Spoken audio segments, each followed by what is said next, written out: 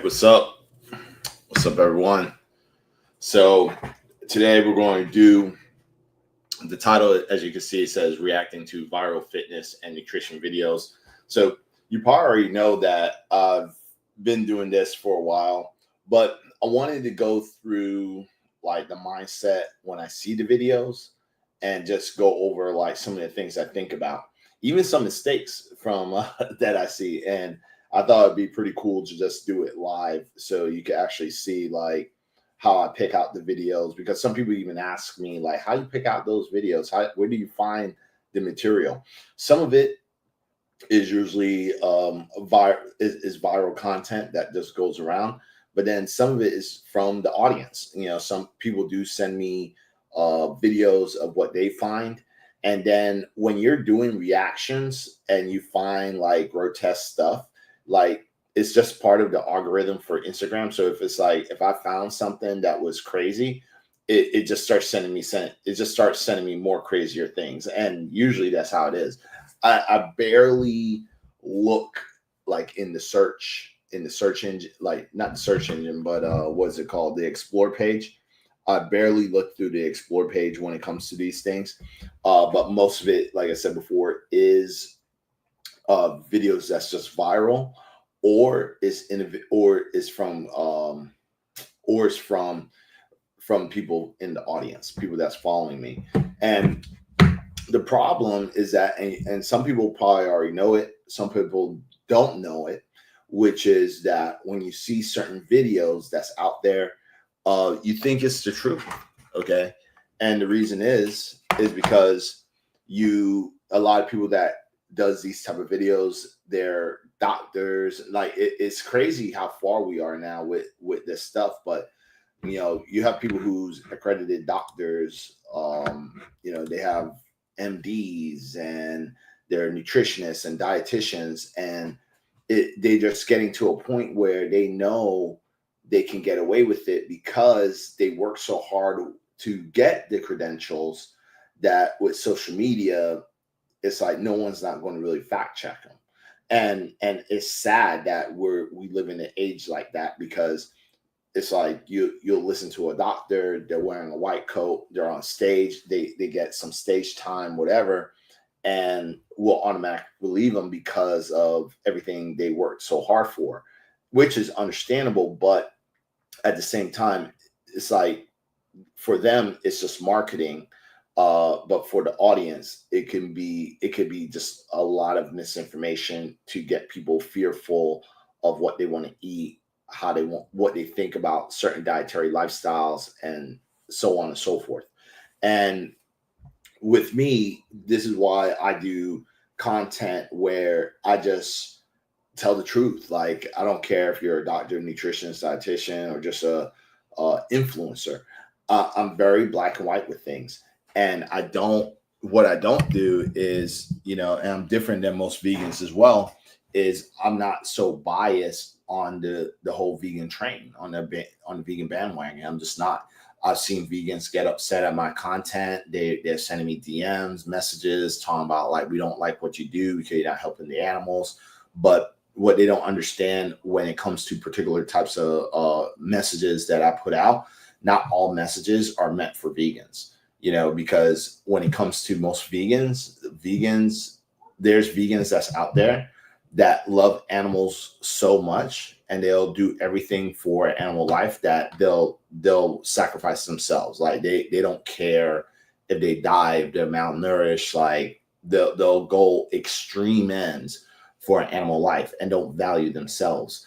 And that's why they'll go out and spread certain types of messages, very extreme as well, and do very extreme things. And I'm not that type of individual. I'm a nutritionist. I run an online fitness coaching business. Like, I'm going to tell the truth. Like, people are coming to me for more of health and wellness. Yeah, I'll share some vegan content. I'll share things that's ethical, because I do believe I do have an ethical stance. But I'm not going to make up lies or say things that's not true just to protect an animal, because you have to remember that we live in a world that animals are still considered as food. Majority of the world still eats it. and that's just part of where I'm at. So, for example, like Solomon says, like, is carnivore good and bad? So that's a good question, because when it comes to the carnivore diet, I want to be honest with you. There's only two diets that I don't recommend, and that's the keto and the carnivore. And the reason is not because it's animals or I'm vegan or whatever. It's just that there's not enough science that backs it up. So by doing these diets and only going off of very little or zero evidence and just going off of anecdotal evidence off of what people are experiencing, you're literally putting yourself at risk, and you're making yourself like a test rat. That's what you're doing. When it comes to vegan, plant-based foods and stuff like that, this been proven like years ago. This isn't a new diet. It's nothing new about it. Veganism, vegetarianism, plant-based diet's been around for years. It's just popular, and more people know about it just because of social media. And the carnivore diet kind of stemmed off of vegan and plant-based, because they're like, let's make something very polarized to plant-based, which is carnivore. You know what I'm saying? So I wouldn't recommend it. I don't think it's a good diet to follow. And even some of the individuals that you see that were heavily promoting it, they're changing the diet and relabeling it. So I mean, once you start seeing stuff like that, that's when that's already a red flag. Like, you shouldn't be following this guy. Like, they're literally just writing books. Anyone can write a book these days. It's very easy. It's very simple. You can find a publisher. You go on Amazon, write a book, like, you get yourself self-published. It's very easy to do. So you feel more credited, and people could see you from a spotlight of more credibility. But just because of that, it doesn't mean that it's good. Just because someone wrote a book doesn't mean it's good, especially if they don't have any true, like, hardcore, heavy evidence, scientific evidence backing up the particular diet. So, Solomon, my answer to the carnivore, nah, I don't think it's good. Maybe wait for another 20, 30 years, see if people are still rocking this diet, see if there's more long-term studies behind it, because that's when something's really starts becoming more of a fact. Wait till then. And then if there's more studies coming out, and then they'll start recommending this diet to the medical community for people that are obese or have certain type particular diseases. There's actual health benefits time after time after time versus just what you want to see. Then that's it. And if I see that in next 30 years, then yeah, I'll take back everything I said about it. I'll be like, hey, I was wrong. It is good, but right now I don't think it's good. It's just the diet itself is too new. And and I'm 40 years old, so I've been around this planet for a while. And the thing is that this diet stems from the Atkins diet. That diet didn't last that long. You know what I'm saying? So I think is carnivore and animal based and keto and all this stuff is just like these diets with like just remade, like 2.0, Atkins 2.0, 3.5. I think it's just an upgraded version, and they're trying to fix something that was wrong already and try and make it right, because they know how people, majority of Americans eat meat. We're the largest, we're the largest consumers of meat. So imagine making a diet saying that, yeah, you can eat more meat and be healthy. It's an easy selling point. It's just business, it's money, it's marketing, and people fall right into it. So like that's how I look at it. I always say go down the road. That's hard, not easy. You know what I mean? But let's look at some other questions. My brother, the new video. Yeah, I don't know. I don't think, did we post it already? No, not yet. No, we didn't post the new video yet. I'm still waiting on it myself, So that's Alex from On the Run Vegan in Wynwood. freaking fire food. Let's see.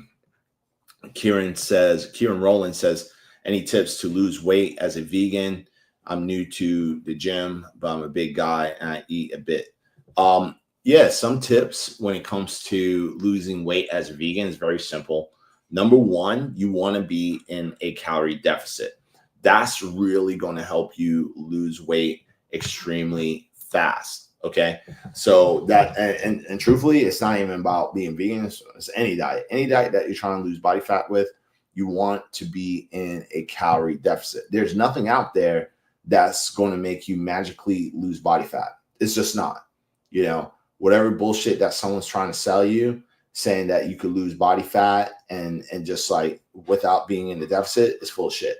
So the thing is that because it's something called the law of thermogenesis. Okay.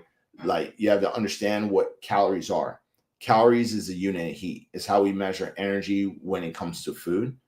And then fat is stored energy. It's energy that's not being utilized throughout the body. Okay. So when it comes to losing body fat, you have to be in the deficit. Okay.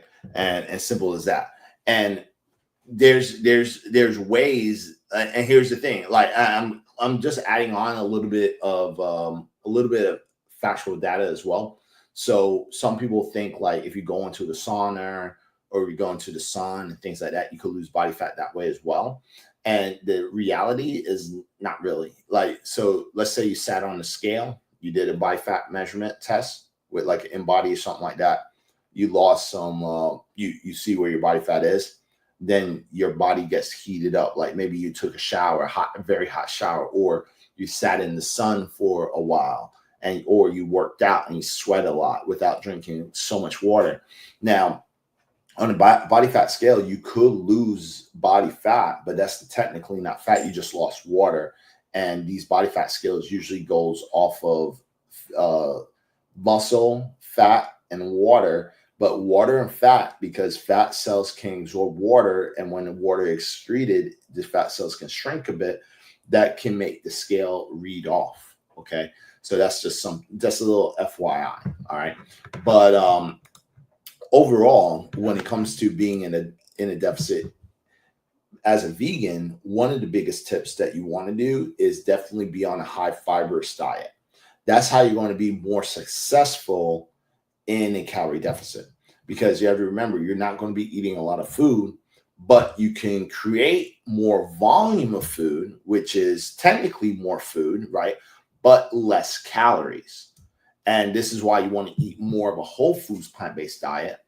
But even when you're on a whole foods plant-based diet, what I do with a lot of my clients, even for myself, is we pretty much have them eat more veggies. And when I say veggies, like a lot of broccoli, a lot of kale, a lot of spinach, onions, mushrooms, tomatoes, cucumbers, salads, arugula, things like that, because those foods are very low in calories, very high in fiber, and very nutrient dense. And that's what's really going to help people stay more in a deficit and lose fat fast, versus like eating high caloric foods that's whole food plant-based, like breads or rice and beans and pastas, like then eating foods like that.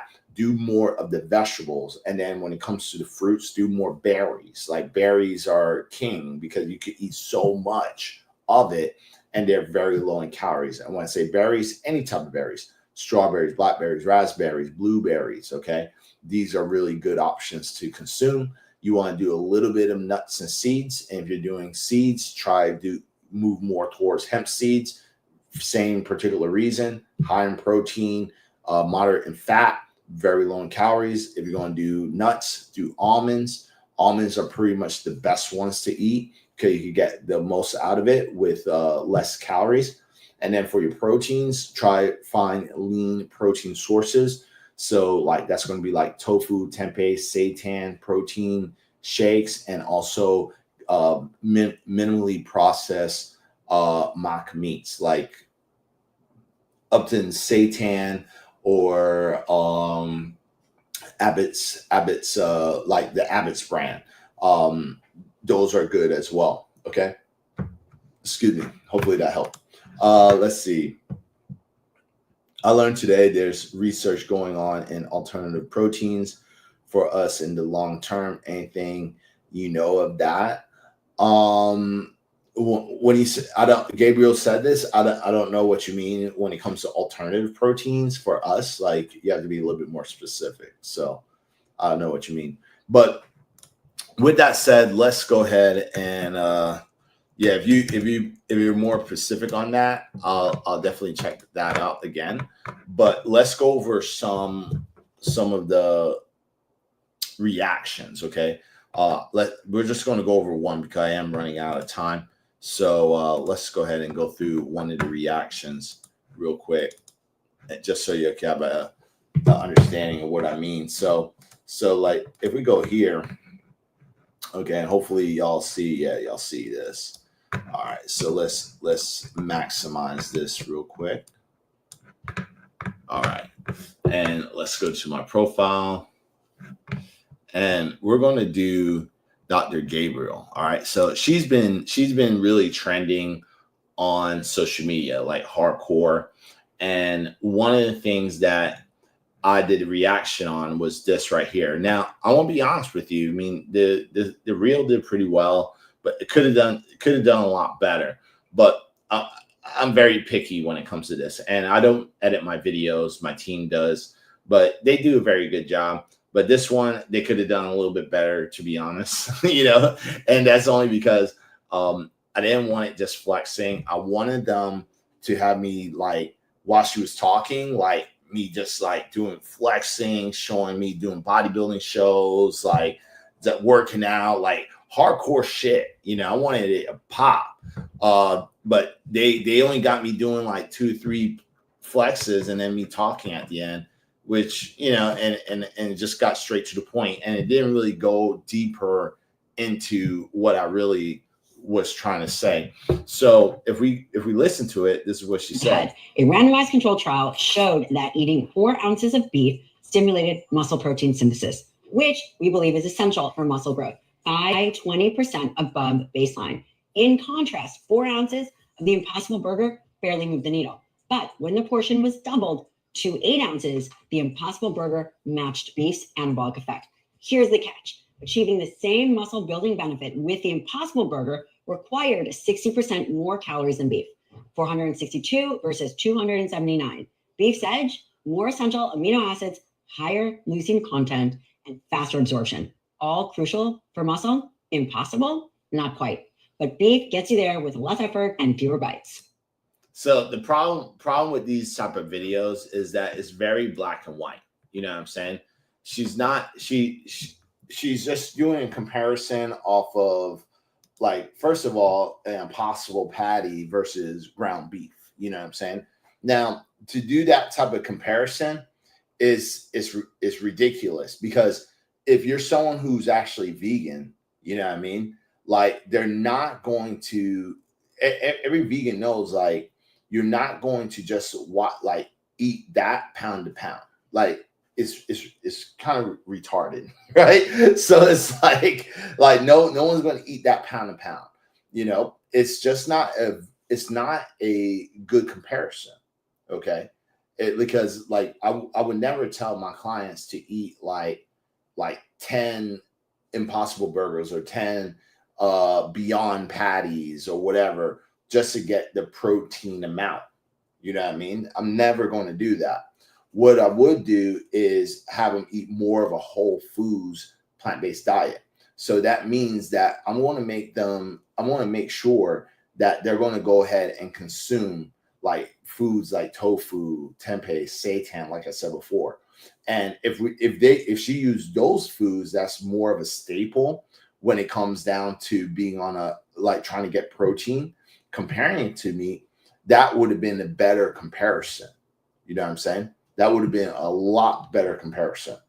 But she uses like a snack, a food item that's not really a good comparison at all. You know what I mean?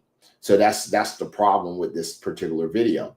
And then throughout the conversation, she's kind of trying to say like, see, if you're plant-based, you can't build muscle. Is you're not going to get the proper amino acids because you're going to eat this Impossible patty for a burger versus if you ate this lean ground beef patty, which again, it doesn't make sense because it's not factual. Like this is someone who doesn't know and doesn't understand the plant-based diet, and she doesn't look like she's freaking stupid. You know what I mean? So so I feel like either two things. Number one, she knows what she's doing. She's pulling people's heartstrings and just trying to get more views, more clicks to push her own personal agenda.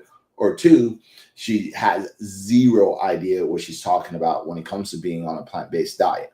You know what I'm saying?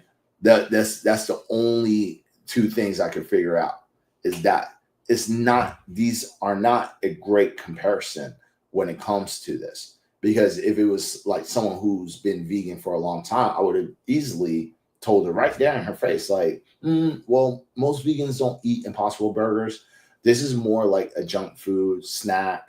This is something that people would eat, like if I'm going to a barbecue, or even like this afternoon, I went to one of my friends consumes meat, and we went out to a restaurant in Brickell, and we went to this restaurant, and they had like all these meat options, and the only thing that I saw that was safe was the Impossible Burger. So I was like, yeah, let me get an Impossible Burger with some fries. You know, it's a good alternative. So I'm not like being like difficult, you know, and saying like, oh man, there's no vegan there's no vegan options here, it's so difficult, it's only the burger, I don't eat that.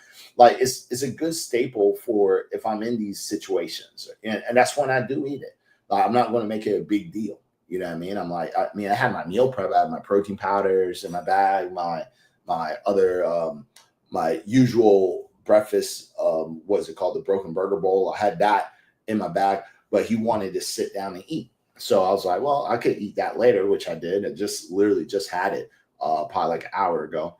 But the point of the story is that this is what the Impossible Burgers are for. It's like for snacks, occasions, like not something to eat all the time. You know what I'm saying? And if we were having that chat, I would have just said, like, why not compare tofu?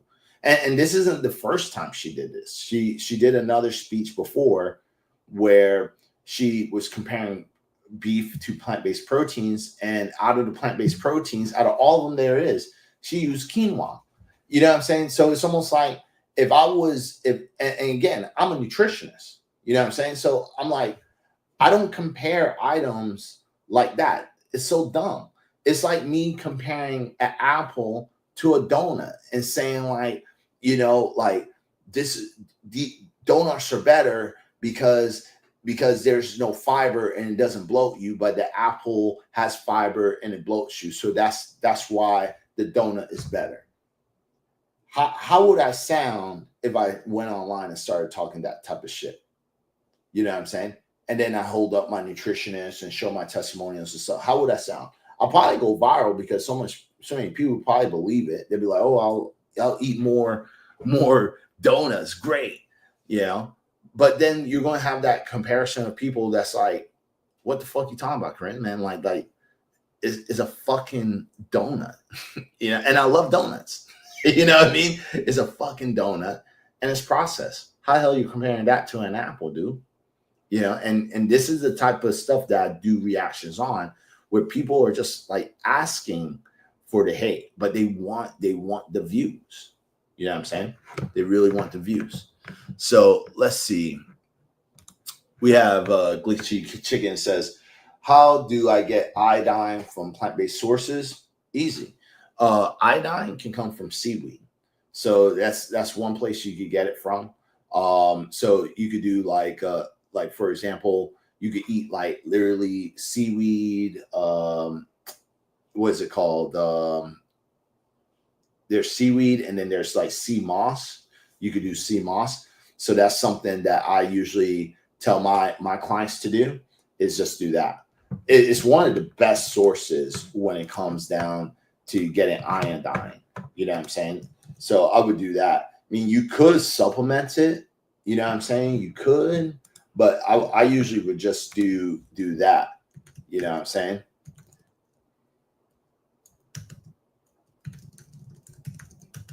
I see Corey Armstrong in the building. What's up, bro? How you doing, man?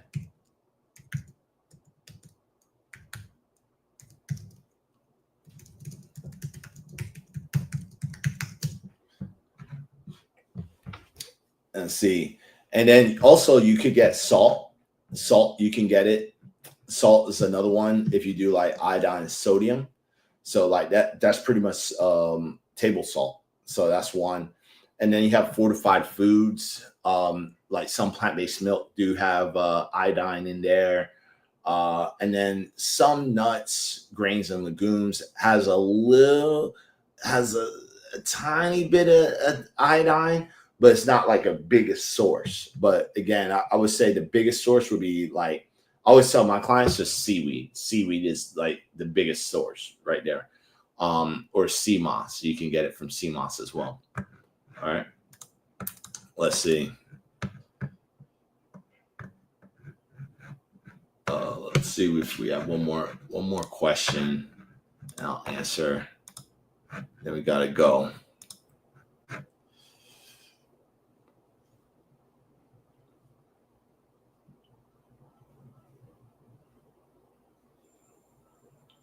Yeah. Spirit saying if you want, I can edit your videos. No, I mean my team's good. My team's good. I'm not saying they're bad. You know, it's just that the ideology behind that one particular video, it could have been a lot better. That's all I'm saying. Like they're not bad. That they really helped a lot. So I'm not mad at them. Let's see. Make some seitan. It's less chemicals, just flour. Yeah. Are you on YouTube? Yeah, I'm on YouTube. I'm actually using it's called StreamYard.